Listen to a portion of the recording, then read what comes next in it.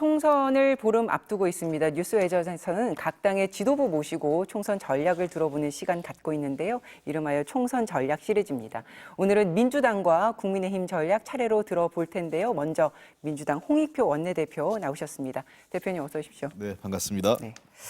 요즘 지역구도 뛰시고 당무도 챙기시고 엄청 바쁘실 텐데 이렇게 출연해 주셔서 고맙습니다. 네. 지역구 통해서 민심의 목소리를 더 크게 듣고 계실 텐데 지금 서울의 민심은 어떤 메시지가 핵심이라고 지금 느끼고 계세요? 네, 두 가지라고 생각됩니다. 표면적으로는 가장 큰 것은 일단 정권 심판론이 분명히 작동을 하고 있는 것 같습니다. 지난 2년간 윤석열 정부의 가장 큰 기대가 사실은 공정과 상식이란 그 캐치프레이즈를 갖고 당선이 되지 않습니까? 네. 근데 이 정부 들어와서 도리어 공정과 상식이 더 후퇴했거나 훨씬 더 기준이 무너진 이런 느낌을 받으면서 국민들께서 좀 오만한 정권, 그다음에 이런 원칙과 상식을 깬 정부에 대해서 심판을 좀 해야겠다. 이게 강력하게 자리 잡고 있고요. 예. 근데 사실은 더 기반에 깔려 있는 것은 이건 뭐 윤석열 정부의 책임과 공이 국회도 함께 책임을 져야 되는 정치권 전체가 책임을 져야 되는 건데 경제 전반이 너무 어렵다. 그러니까 민생 경제가 어려운 상황에서 뭔가 정치권이 이거에 대한 답을 내놔야 되는 것 아니냐. 근데 1차적으로 책임은 정부 여당이 있는 것 아닌가. 그리고 그 다음으로 야당도 그거에 대해서 좀 힘을 합쳐서 지혜를 모아달라 이런 의견이 많으셨습니다. 그런 목소리를 직접 많이 듣고 계신다는 말씀인데 현재 전체적인 판세 어떻게 보시는지 좀 여쭙겠습니다. 최근 여론조사에서는 야당 우세로 분석한 결과가 더 많이 나오고 있지 않습니까? 예. 네. 근데 여론 추이상으로는 그렇게 나타나고 있는 건 사실인 것 같습니다. 지난 2월 중순부터 2월 말까지는 상당히 민주당에게 좀 불리한 여론이 많이 나왔었는데요. 네. 3월 달 접어들면서 완연하게 이제 판세 분석에 있어서는 민주당이 앞서는 여론조사가 많이 나오고 있고, 그러니까 기존에 뒤지던 지역구에서는 좀 더 좁혀지거나 또 앞선 곳에서는 좀 더 범위를 격차를 네. 좀 넓히는 현상이 있는데, 그러나 아직까지는 선거 결과를 쉽사리 예측하기는 어렵습니다. 왜냐하면 한 보름 남아 있는데요. 보름 남아 있다면 크게 출렁출렁 될 수 있는 게 한 2번 정도는 남아 있습니다. 예. 민주당 선대위가 오늘 내놓은 자료를 봤더니 우세 지역 110곳이다라는 보도에 대해서 비교적 이건 근사한 수치다라고 평가를 했더라고요. 그런가 하면 또 국민의힘에서 80여 곳이 우세하다라고 평가하고 있는 부분에 대해서는 전략적인 엄살이다 이렇게 얘기를 했던데 그 부분에 대해서 좀 설명을 해주시면요. 글쎄요, 이건 뭐 각 전략 단위에서 자체 분석을 갖고 하고 있는 거기 때문에 예. 평가하기는 좀 그렇습니다만 110석 정도는 저희들이 최소한의 그걸 가지고 가고 있다. 아직까지는 근데 사실 저희가 일당이 되기 위해서는 최소 30개에서 40개 정도는 더 지역구의 우세한 지역을 가져가야 되기 때문에 예. 현재로서는 승패를 가늠하기가 좀 쉽지 않은 상황인 것 같습니다. 이재명 대표가 이른바 낙동강벨트 찾아서 지원 사격에 어제 나섰는데 이 보수의 전통적인 텃밭 영남에서 지난 총선과 비교했을 때 민심의 차이가 이번에는 확실히 있다 이렇게 느끼고 계신 거예요? 네, 특히 PK 지역에서는 좀 여론 지형이 저에게 유리한 것으로 많이 확인되고 있습니다. 예. TK 지역은 상대적으로 대구 경북 지역은 여전히 국민의힘이 강력하게 자리 잡고 있다면 예. PK 지역은 상대적으로 굉장히 요동치고 있는, 그러니까 기존에 저희가 좀 우세했던 지역은 격차를 좀 벌리고 있고 그다음에 열세였다고 판단한 지역에서는 상당히 좁혀가고 있기 때문에 특히 서부 경남 지역, 부산과 서부 경남 지역에서 상당한 판세 변화가 있을 수 있다 이렇게 생각을 합니다. 당으로서는 사실 이런 흐름이 표심으로 이어지길 바랄 텐데 민주당에는 앞으로 어떤 변수들이 있을 수 있다고 우려하세요? 아무래도 여당이 가지고 있는 이 정책적 변수들이 있습니다. 여당은 수단이 많기 때문에요. 지금 현재 2월 달에도 사실은 이 여당이 유리해지고 대통령 지지율이 반짝 상승했던 가장 큰 요인 중에 하나는 의사 정원 확대였거든요. 맞습니다. 지금은 도리어 이제 그게 짐이 돼가지고 정부 여당에 굉장히 선거에 불리하게 작용하겠다 이런 역풍까지 불고 있는데, 그런 식으로 정부 여당이 가지고 있는 권한, 그러니까 정책의 주도성을 갖고 계속 뭔가 이슈를 치고 나가는 게 있었죠. 상대적으로 야당은 그에 대해서 방어적일 수밖에 없다라는 한계를 가지고 있고, 두 번째는 선거 막판에 가면 확인되지 않은 네거티브 공세가 굉장히 이루어질 가능성이 있습니다. 예. 내가 특히 이제 열세라고 판단되는 후보 또는 정당에서 이런 네거티브 공세가 있을 텐데 남은 기간에 사실관계를 입증하기 어려운 상황 속에서 네거티브 공세를 펼치는 거죠. 특히 이런 과정에서 제일 중요한 건 우리 당 같은 경우 말실수가 제일 중요하고 두 번째는 그러한 네거티브 공세가 왔을 때 중앙당 차원에서 개별 후보는 물론이지만 중앙당 차원에서 그걸 어떻게 효율적으로 대응하고 그거를 잠재울 수 있느냐 하는 위기 대응할 수 있는 그런 그 역량이 좀 축적돼 있고 준비돼 있어야 한다고 생각을 합니다. 알겠습니다. 그 발언 말씀을 하셔서 이재명 대표의 발언이 최근 자꾸 언론에 거론이 되고 있지 않습니까? 저희 마수다에서도 거론을 했고 다뤘는데 이게 총선을 앞두고 이 대표가 선명한 어떤 메시지를 내는 것이기 때문에 민주당에는 좋은 겁니까? 아니면 아까 뭐 지적을 받고 있는 것처럼 이게 굉장히 위험할 수 있다고 보십니까? 현재 그거는 뭐 일장일단이 있다고 생각합니다. 왜냐하면 현장에 가면 많은 지지자와 당원들이 계시지 않습니까? 결국은 그분들이 듣고 싶어하는 말씀들이 있습니다. 지금 현재 아까 제가 말씀드렸지만은 민생 경제가 파탄나고 있고 법과 원칙이 무너졌다고 생각하는 국민적 분노가 있기 때문에 그러한 분노에 대해서 보다 직접적이고 강하게 메시지를 낼 필요가 분명히 있습니다. 그것을 이재명 대표가 현장에서 그런 지지자분들, 국민들의 목소리를 반영해서 대변하고 있다 이렇게 생각은 됩니다. 다만 이제 일부 지역 말단적인 그 단어나 예. 맥락을 좀 뚝 잘라내서 이 얘기를 하게 될 경우에는 이제 좀 그 오해를 받을 수 있는 게이기 때문에 그래서 제가 아까 말씀드린 것처럼 가급적 그런 여지를 좀 줄여나갈 필요도 있다, 조심할 필요가 있다 이런 생각을 합니다. 예를 들면 뭐 지금도 한참 논란이 됐던 이제 강원서도 때문에 예. 대표께서도 유감의 표명, 사과의 말씀을 좀 전하셨는데 그 자체가 사실은 뭐 강원도를 비하하거나 경기 북부 지역을 뭐 비하할 생각은 아니었고 잘못하면은 그 더 접경지역, 그러니까 경기도 북부 지역은 접경지역만 남아 있기 때문에 발전된 남부 지역의 어떤 이 시너지 효과를 공유하지 못하고 더 고립되고 발전이 저해될 수 있다라는 그런 것을 좀 더 듣기 쉽게 표현하는 것 자체가 오해가 됐다 이렇게 보이거든요. 예, 그 강원서도 문제는 이제 맥락 전체가 그럴 수도 있고 그리고 또 사과도 한 부분이긴 한데 뭐 이제 CAC의 발언이라든지 그리고 탄핵 발언이라든지 이제 네. 이런 부분에 있어서는 그게 뭐 물론 맥락을 잘라서 하는 것이 곡해하는 것이다 이렇게 볼 수도 있는 거지만 굉장히 좀 수위 조절이 안 되고 있다 이런 평가가 있습니다. 예. 근데 CAC의 발언도 아까 같은 취지인데요. 제가 다른 방송에서도 말씀드렸지만 땡큐라고 그랬으면은 아무 문제 안 삼았을 거예요. 이게 이제 일종의 반중 정서라기 때문에 그게 뭐 중국에 대해서 뭐 아부하자 중국한테 굴종적이다는 게 아니라 중국한테도 좋은 말하고 대만에게도 좋은 말하고 또 우리는 미국에게도 한미동맹을 근간으로 하기 때문에 한미동맹을 근간으로 해서 한중 관계를 우호적으로 하는 게 우리의 외교의 기본 전략이 돼야 되는데 현 정부 들어와서 선명한 외교에 대한 지적을 하는 그런 지적이었고요. 그다음에 말씀하신 대로 뭐 그 여러 가지 그런 논란들이 올 수 있기 때문에 그때 차라리 뭐 사과할 건 빨리 그냥 사과하고 해명하는 게 좋고요.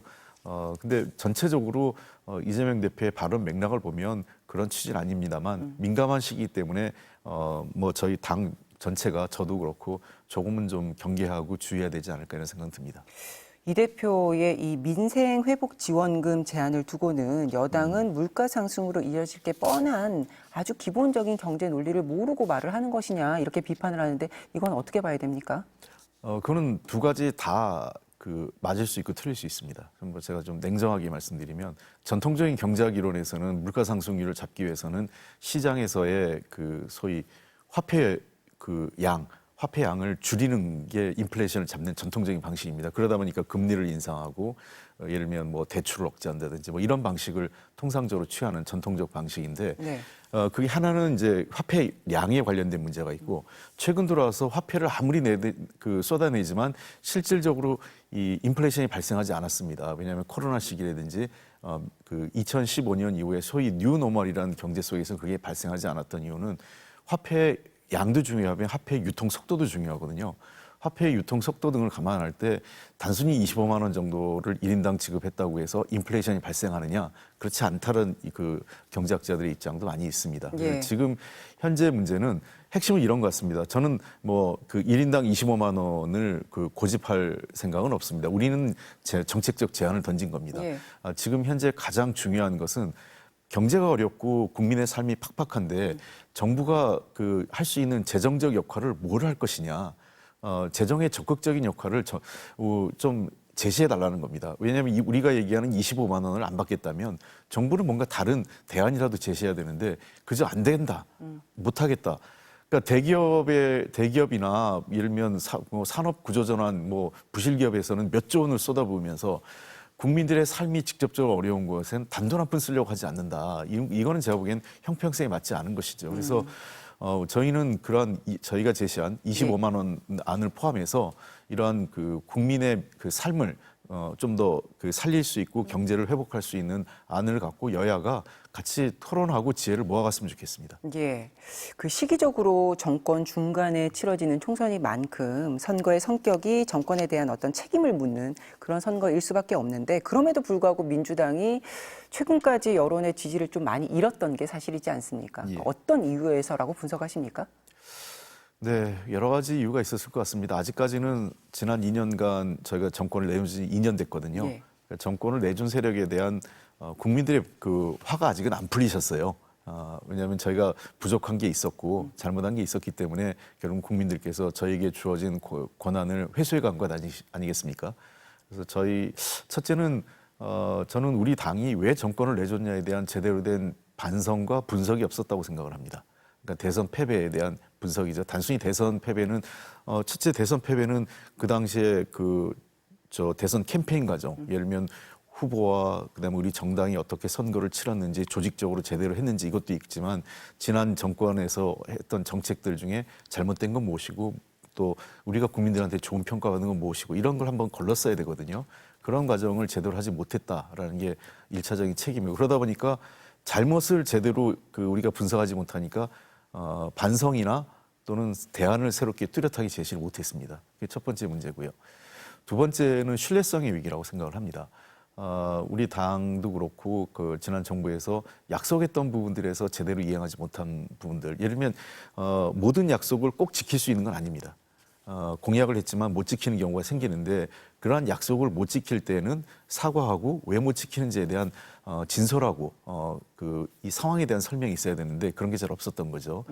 야당 탓하고 언론 탓하고 세계 경제 탓하고 이런 식으로 문제를 회피해서는 안 된다고 생각을 합니다. 그래서 신뢰성의 얘기는 약속을 지키려고 노력하고 지키지 못할 경우에는 모든 약속을 지킬 수 없기 때문에 그 약속을 지키지 못한 것에 대한 반성과 국민에게 양해를 구하는 과정이 반드시 필요합니다. 마지막으로 하나는 좀 우리 당이 아무래도 그동안 내로남불 도덕성 관련된 문제가 있었기 때문에 이번 공천 과정에서 이런 문제들을 좀 걸러내기 위해서 많은 노력을 했었습니다. 앞으로도 이런 당의 도덕과 윤리적 수준을 제고하기 위해서는 좀 더 우리가 절치부심 노력해야 된다고 생각합니다. 이거 공천은 끝났습니다만 원내대표님께서 보시기에 우리 당의 공천에 좀 결과적으로 아쉬웠던 부분은 뭘까요? 저는 결과에 대해서는 그렇게 아쉽다고 생각하지는 않습니다. 100% 만족하지는 않지만 어떤 특정인이 공천을 받느냐 못 받느냐, 어떤 특정 그룹이 대거 탈락했다 이런 문제는 아니라고 생각을 하고요. 다만 제가 원내대표로서 당의 지도부의 일원으로서 아쉬운 것은 결과의 문제보다는 과정과 절차에서의 어떤 세심함이 아쉬웠다 생각을 합니다. 야당은 당의 통합이 굉장히 중요한데 그런 통합을 하는 과정에서는 예를 들면 희생해야 될 사람에게는 희생을 요구하고 그 희생을 요구할 만큼 설득할 수 있는 리더십이 필요하죠. 근데 그런 과정이 좀 소홀했고 두 번째는 과정에 있어서 조금 더 기회를 주는 그런 것들이 좀 존중됐으면 어땠을까. 그리고 떨어지거나 또는 탈락되는, 그러니까 경선에서 탈락하거나 또는 아예 공천 과정에서 탈락한 사람들에 대한 좀 더 세심한 인간적 배려들 이런 것들이 좀 아쉬웠다. 그래서 제가 결과의 문제보다는 과정과 절차의 문제를 자꾸 얘기합니다. 조국 혁신당의 돌풍이 계속되면서 비례대표 정당 지지도에서는 더불어민주연합을 조국 혁신당이 앞서는 지표들이 꽤 많이 나오고 있습니다. 이 대목은 위기감을 느끼십니까? 아무래도 그렇죠. 왜냐하면 그것은 어쩔 수 없이 비례 지역에서는 민주당을 찍지만 비례 정당 투표에서는 우리 당보다는 다른 정당에게 마음을 주신 거 아니겠습니까? 그것은 하나는 우리 당이 그러면 그만큼 아직까지는 국민들께 신뢰를 못 드렸다, 마음을 얻지 못했다 이런 부족함이 있다는 것을 저희도 인정해야 되는 것 같고요. 그럼 왜 그게 부족했냐? 아마 그거는 제가 말씀드렸던 몇 가지. 그러니까 지난 그 21대 국회에서 180석 가까이 의석을 줬는데 제대로 개혁을 힘있게 하지 못한 부분에 대한 어떤 국민적 심판도 하나 있는 것 같고, 두 번째는 저에게 주어진 권력을 어떤 국민과 민생을 위해서 제대로 쓴 게 아니라 민주당이 하고 싶어하는 개혁들만 한 것 아니냐, 이런 어떤 그 박한 평가도 있으신 것 같아요. 그래서 이 국민의힘에게 표를 줄 수는 없으니, 그렇다고 또 민주당에게 마음을 주기에도 좀 아쉬운 부분이 있으니 이제 제3의 정당에게 주는 것 같은데요.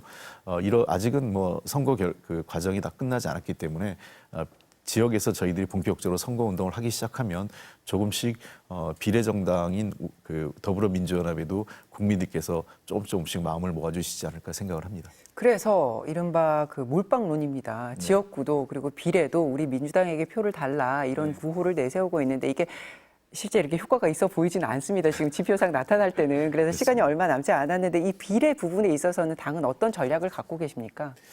이게 뭐 다른 정당을 막 대놓고 도와준다 이렇게 말을 하면 선거법 위반이라 예. 저도 상당히 이 말씀을 드리기가 좀 제한적이지만 네.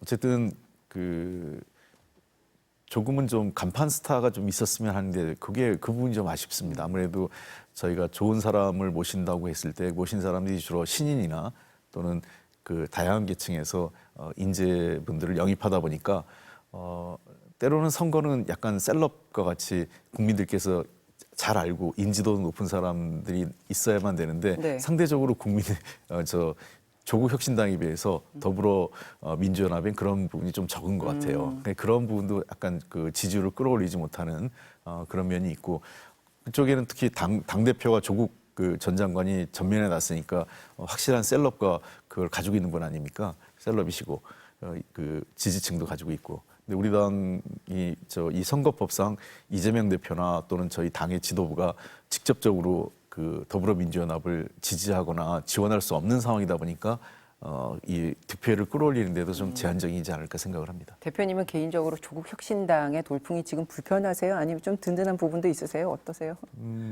물론 저야 당연히 그 우리 당이 많이 그 더불어민주연합이 그 지지를 많이 받았으면 좋겠다라는 걸 기본적으로 갖고 있죠. 지도부의 네. 일원이니까. 다만 그 일정 정도는 그 조국 혁신당을 통해서 효과를 거둔 거는요. 지난 2월 중하순 우리 당이 어려울 때 국민의힘과 그 대통령 지지율이 올라가는 거를 누르는 효과는 분명히 있었습니다. 그리고 지금 많은 분들이 제가 보기엔 이번 4월 10일 총선의 가장 핵심적인 변수는 그 투표율인데요. 예. 투표율을 제고하는 데는 상당 부분 기여할 것으로 생각합니다. 조국 혁신당이. 그런 측면에서 전체적으로 보면 저 긍정적인 면이 있다. 더 크지 않을까 이런 생각을 갖고 있습니다. 이종섭 대사가 귀국을 하면서 여당에서는 이 논란이 상당 부분 종식됐다, 이렇게 평가를 하는 것 같습니다. 그리고 연일 공수처의 수사를 촉구를 하고 있는 모양새인데요. 민주당에서는 이 문제를 어떻게 대응하실 계획입니까? 그 이종섭 대사를 임명한 것 자체가 문제입니다. 제가 여러 차례 말씀을 드렸지만 피의자 신분이고 출국 금지가 되어 있는 것을 모를 수가 없어요. 왜냐하면 법무부가 인사검증을 맡고 있고 출국 금지를 관련된 업무를 담당하는 것이 법무부인데, 그게 체크가 안 됐다면 법무부의 시스템이 큰 문제가 있는 거고, 알면서도 했다는 거는 더 큰 문제죠. 그리고 대통령께서도 잘 아시겠지만 지금 이종섭 그 전 국방부 장관 같은 경우는 대통령실의 그 수사 관여에 관련된 외압 여부에 대해서 핵심적 위치에 있는 사람 아닙니까? 증언과 관련돼서. 네. 이러한 주요 피의자를 외국 대사로 임명한다는 것 자체가 외교적으로도 해당국에 대한 결례고 또 국내 국민의 민심과도 전혀 동떨어진 거라고 생각을 합니다.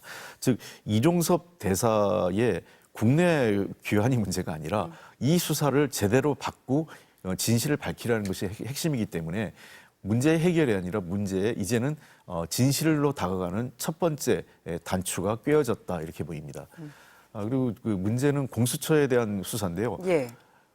자꾸 얘기를 하는 게 피의자가 내가 언제 수사받겠다, 그렇지 않잖아요. 예를 들면 제가 피의자인데 아마 한동훈 비대위원장 검사 출신이니까 너무 잘 아실 거예요. 나 언제 수사받을 거야. 근데 그게 아니지 않습니까? 만약 제가 범죄 혐의가 있다면 제 밑에서부터 관련된 사람들의 조사를 해서 제가 중요 피의자면 그 중요 피의자로 다가가기 위한 전방위적 그 수사를 마친 다음에 당사자를 소환하는 거 아니겠어요? 예. 그런 절차가 진행되고 있는 것을 뻔히 알면서 들어왔으니까 빨리 수사해라, 소환 조사해라. 이거는 피의자는 수사 일정을 자기 맘대로 정하는 게 아닙니다. 출석을 요구했을 때 그때 일정을 조율하는 거지. 나 언제 수사받을 거예요. 이렇게 해서 수사를 윤석열 대통령이나 한동훈 비대위원장이 본인들이 검사 시절에 그렇게 수사 일정을 맞춰준 적이 있는지 묻고 싶습니다. 네, 민주당의 대응 전략을 여쭙습니다. 네. 우리 당은 기본적으로 이종섭 대사는 그 해임하는 게 맞다고 생각합니다. 그리고 이번 관련자들 지금 당시 국방부 차관 그리고 안보실 차장이 다 지금 공천을 받고 나가 있는데요. 이 사람들에 대해서도 전방위적으로 뭐 공천 취소하라면 하지 않을 테니 이 사람들에 대해서도 빠른 시일 내에 본격적인 수사를 해야 되고 저희는 이미 국정조사와 특검법을 제출했기 때문에 총선이 끝나는 대로 국정조사와 특검을 추진할 생각입니다. 예, 한동훈 국민의힘 비대위원장이 의정 갈등의 중재자 역할을 맡았는데 민주당은 이걸 총선용 기획이라고 비판을 했더라고요. 예. 예.